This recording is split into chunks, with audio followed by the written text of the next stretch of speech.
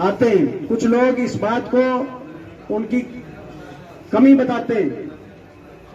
मैं ये कहना चाहता हूं कि भाई किसी की शराफत कमजोरी नहीं हो सकती, किसी की शराफत। और अगर कोई सीधा है तो कोई सीधा है, उसकी शराफत है, ये कमजोरी नहीं। किसी की अमीरी या गरीबी उसकी कमजोरी नहीं है। यही तो हमारी लड़ाई है, ये उसकी ताकत है। वो हमारे उम्मीदवार की वो बड़ी ताकत साबित होगी, जो उनका बैकग्राउंड है। और मुझे विश्वास है जो बीजेपी जिस पैसे के घमंड में, जो बीजेपी के लोगों ने बताया कि भाई ये अमीरी और गरीबी की बात करी, जो पैसे के भी घमंड में है ये बीजेपी वाले, जिन्होंने रोहतक लोकसभा में पहुंचने में मुझे रोकने के लिए हजारों करोड़ पानी की तरह बहाने का काम किया। पैसे के घमंड में, हमें पता है बड़ौदा में भी पानी की तरह पैसा बहाने की ताक में, साजिश और षड्यंत्र रचने की ताक में, पैसे के बलबूते पे वोट काटो उम्मीदवार उतारने की ताक में। मुझे पूरा विश्वास है कि प्रदेश के लोगों ने देखा है किस तरीके से भारतीय जनता पार्टी साजिश और षड्यंत्र के माध्यम से अपने को सत्ता में बनाए रखने के लिए पिछले कई वर्षों से प्रदेश में काम कर रही है। उस भाजपा के पैसे के घमंड को भी बड़ौदा के एक गांव का एक गरीब घर का लड़का यहां से बड़ौदा के लोग जिताकर बीजेपी के उस घमंड को तोड़ने का काम करेगी। और केवल वोट नहीं, वोट और नोट से, क्योंकि साधारण परिवार से, तो बड़ौदा के हमारे मतदाता और साथी और कोई दूसरा जाएगा तो वोट और नोट से तो वोट और नोट से उनका जो है पूरा जो है साथ और सहयोग करेंगे और पूरी बहुमत से हमारे उम्मीदवार इंदुराज नरवाल यहां से जीतेंगे। ऐसा हमें तो हमारा जो मुद्दा है बड़ौदा का विकास का मुद्दा है, प्रदेश के एक सरकार के खिलाफ रेफरेंडम का मुद्दा है, प्रदेश की राजनीति को एक नई दिशा में लेके जाने का, और प्रदेश के भविष्य का फैसला कि भविष्य में चंडीगढ़ में,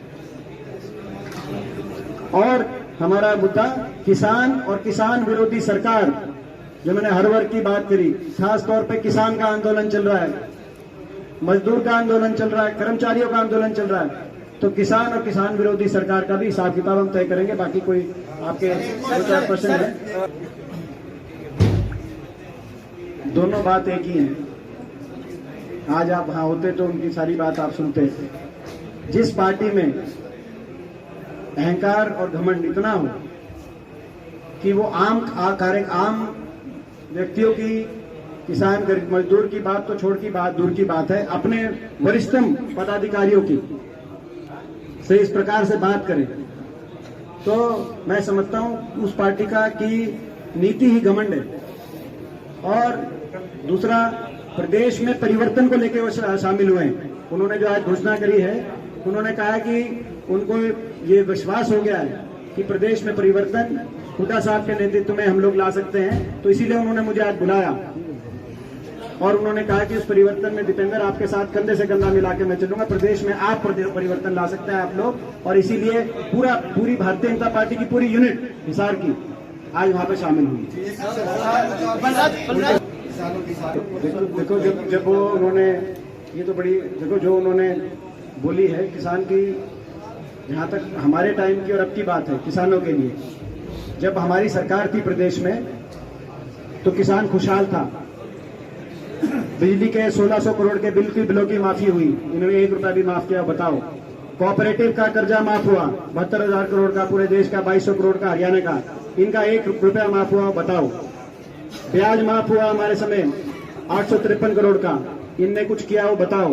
कोऑपरेटिव का ब्याज दर 12% से घटाकर 0% पे लेके जाने का काम किया। धान 4-5 हजार क्विंटल तक गई। गन्ना पॉपुलर, आप ये सैनी साहब बैठे, मेवा सिंह जी बैठे, इनसे जितना भाव मिला हमारे समय वो बताओ। आज क्या स्थिति है, आप जाओ गोहाना मंडी में, और यहां तो जो है पीआर तो ले रहे हैं, मगर कोई अगर 11, 21, 1509 जो 4-5 हजार क्विंटल पे पहुंच गई थी, वो कोई लेके जाए तो उसको एमएसपी भी नहीं मिल रही, एमएसपी जितना भाव भी नहीं मिल रहा। तो किसान के लिए इस सरकार ने किसान को बहुत, और पंजाब के किसान की स्थिति बना रही। धनखड़ साहब कह रहे हैं जो 2100 2100 धान का रेट हो उसके लिए अपने जो है कमीज उतार रहे थे। आज वो ये कह रहे हैं कि खरीद व्यवहारिक नहीं है कि सरकार पूरी खरीद करे। आज वो ये कह रहे हैं कि सरकार लंबे समय तक